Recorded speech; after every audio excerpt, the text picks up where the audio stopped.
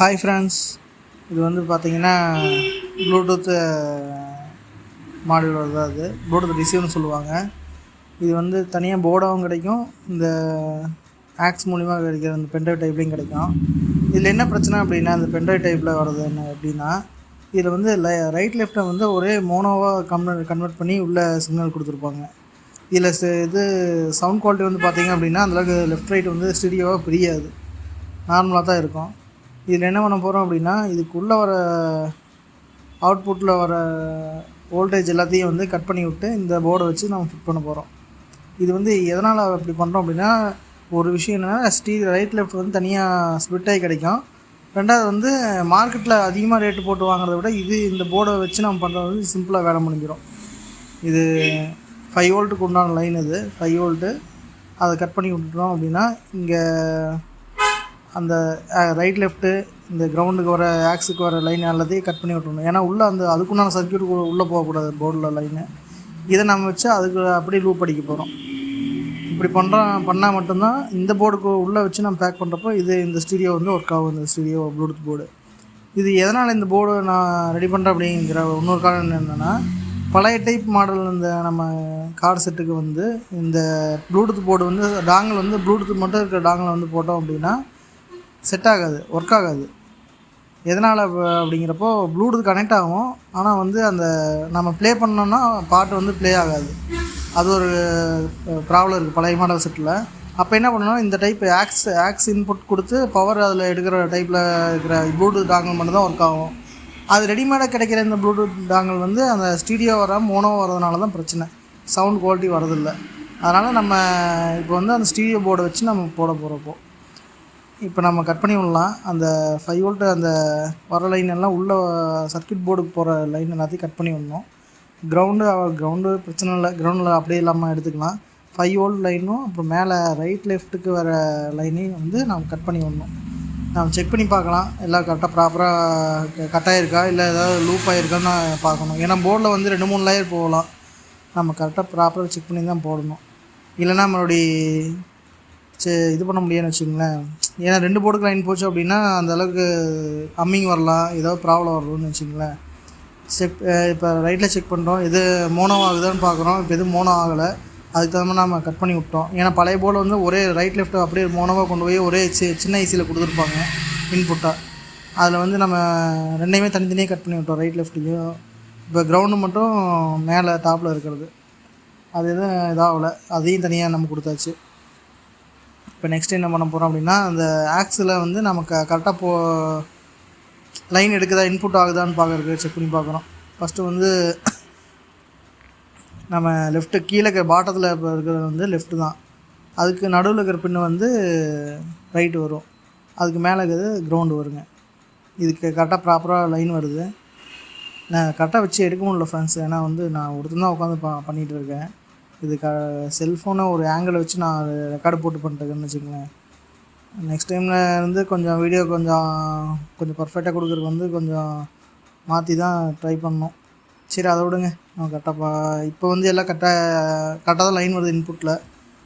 Next அது என்ன பண்ண போகிறோம் அப்படின்னா, அந்த ஒவ்வொரு லைனும் வந்து ப்ராப்பராக கட் பண்ணி விட்டுட்டு நம்ம அந்த சின்ன போர்டை வச்சு செட் பண்ணோம். அதில் சின்ன போர்டில் என்ன ப்ராப்ளம் பண்ணிட்டேன் அப்படின்னா, அந்த ப்ளூடூத்துக்கு வர சிக்னல் எக்ஸ்ட்ரா பேடு வருங்க. சிக்னலுக்கு வந்து அந்த பேடை கட் பண்ணி தான் அதில் வைக்க முடியுது. ஏன்னா வந்து அந்த பென்ட்ரைவ் ஹப்பில் வந்து கரெக்டாக உட்காருக்கு அதை கட் பண்ணால் மட்டும்தான் உட்கார வைக்க முடியுது. அதனால் வந்து அதை கட் பண்ணி விட்டேன். அதுக்கு தனியாக மறுபடியும் ஒயர் அடிக்கணும். அதை அடிக்காமல் நாம் எல்லாமே ப்ராப்பராக பண்ணி வச்சோம் அப்படின்னா, பின்னாடி வந்து நீங்கள் செல்ஃபோனை வந்து ரொம்ப பக்கத்துலேயே வச்சு நம்ம கேட்டால் மட்டும்தான் கேட்குற மாதிரி அந்த சிக்னல் அந்தளவுக்கு ஸ்ட்ரென்த் இருக்குதுன்னு வச்சுங்களேன். நம்ம அதையும் பண்ணணும். நான் போர்டை அவசரப்பட்டு கட் பண்ணிட்டேன். கட் பண்ணாலும் பிரச்சனை இல்லை, ஏன்னா அது கட் பண்ணால் தான் உள்ளே வைக்க முடியுங்க. அதனால் நான் வந்து பர்ஃபெக்டாக கட் பண்ணிட்டேன். இப்போ நெக்ஸ்ட்டு வந்து இன்புட் லைன் கொடுக்கணும். 5 வோல்ட்டு ப்ளஸ் ஒரு கிரவுண்டு ஒன்று கொடுக்கணும். அது இப்போ பென்ட்ரைவ் போர்ட்டில் வந்து ஆட்டோமேட்டிக்காக மேலே டாப்பில் இருக்கிற வந்து கிரவுண்டு, கீழே வந்து 5 வோல்ட்டாக ஆக்ட் ஆகும். அதே கான்செப்டில் நம்ம பவர் மட்டும் எடுத்து இந்த போர்டுக்கு இன்புட் லைனில் கொடுத்துட்டோம் அப்படின்னா நமக்கு போர்டுக்கு பவர் சப்ளை கிடச்சிரும். அதில் அப்புறம் அந்த ஆக்ஸ் பின்லேருந்து ரைட் லெஃப்ட்டுக்கு உண்டான பின்னோ, இப்போ கிரவுண்டுக்கு உண்டான பின்னோ நம்ம அதில் போர்டில் சால்விங் பண்ணுறோம். இப்போ அதை தான் பண்ணிகிட்ருக்கோம். இப்போ பர்ஃபெக்டாக அதில் கீழே வச்சு நம்ம கீழே மறுபடியும் அதில் இந்த கீழே இருக்கிற அந்த ட்ராக் வந்து அந்த போர்டில் இருக்கிற ட்ராக்கில் எதுவும் இதாகக்கூடாது, படக்கூடாதுங்க. அதுக்கு தகுந்த மாதிரி நம்ம கீழே க்ளூ கன்னை வச்சு க்ளூ போட்டு பேக் பண்ணணும். இல்லைனா பட்டுச்சு அப்படின்னா மறுபடியும் ரெண்டுமே வந்து ஷார்ட் ஆகலாம். ஏன்னா அது கிரவுண்ட் லைனாக இருக்கும், மேலே ப்ளஸ் லைனாக பாசிட்டிவ் லைனாக இருந்தது அப்படின்னா ஷார்ட் ஆச்சு அப்படின்னா மறுபடியும் போர்டு போகிற கூட வாய்ப்பு இருக்குது. அதனால் வந்து நம்ம ப்ராப்பராக பண்ணணும் அதை கீழே வச்சு. உங்களுக்கு தெரிஞ்சால் பண்ணுங்கள், இல்லை அப்படின்னா ஒரு கடையில் கொடுத்து உங்களுக்கு மாதிரி இந்த கம்ப்ளைண்ட் இருந்தது அப்படின்னா நீங்கள் கடையில் கொடுத்து இந்த மாதிரி பண்ணி கொடுங்கன்னு சொன்னீங்கன்னா கூட அவங்க பண்ணி கொடுத்துருவாங்க.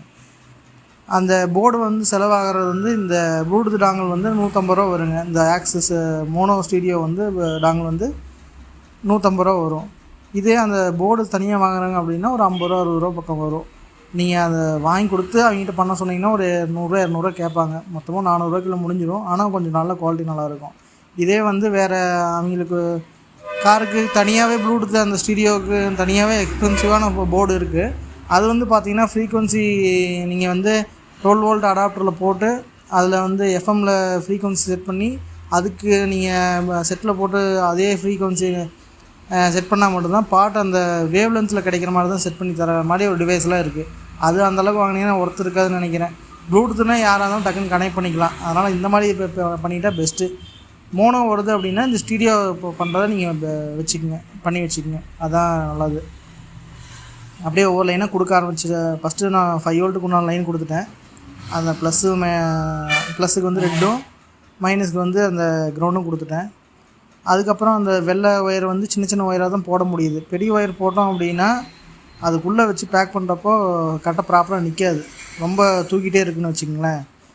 அதனால் வந்து நீங்கள் முடிஞ்சளவுக்கு வந்து அதுக்குள்ளேயே அடக்கிற மாதிரி பார்க்குற மாதிரி தான் அந்த போர்டு நான் செலக்ட் பண்ணேன். அந்த ப்ளூடூத் அந்த ரிசீவருக்கு அது கரெக்டாக சைட்லலாம் கட் பண்ணி விட்டு தான் போர்டு உள்ளே வைக்க முடிஞ்சுது. அதுக்கப்புறம் அந்த ஸ்ட்ரென்த்துக்கு தனியாக கொடுத்த அந்த போர்டையும் கட் பண்ணி எரிஞ்சிட்டேன்.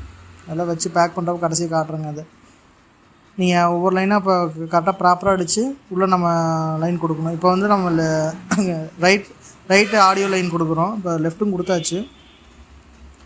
கரெக்டாக சின்ன சின்ன லைனாக கட் பண்ணி அந்த ஒயர் கட் பண்ணி கொடுத்தோம்னா மட்டும்தான் உள்ளே வச்சு பேக் பண்ண முடியும்னு வச்சுக்கோங்களேன். பெருசாக கொடுத்தோம் அப்படின்னா பேக் பண்ண முடியாது.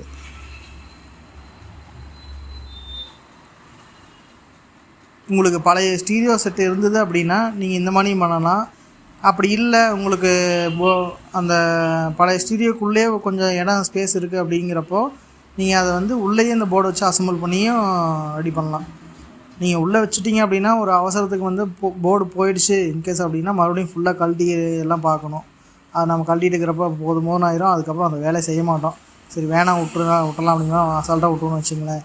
இந்த மாதிரி வெளியில் வச்சு போடுற நம்ம டாங்கில் வச்சு போடுறப்போ எதாவது ப்ராப்ளம்னாலும் கழட்டி நாமளே ரெடி பண்ணிக்கலாம். இல்லைனாலும் எதை தூக்கி போட்டு கூட புதுசாக வேணாலும் அரேஞ்ச் பண்ணிக்கலாம். அது இதில் ஒரு பெனிஃபிட் அது ஒன்று தான். இப்போ எல்லா லைன் கொடுத்தாச்சு. கடைசியாக லைன் என்ன பார்க்கணும் அப்படின்னா அந்த ஸ்ட்ரென்த் லைன் மட்டும் கொடுக்கணும்.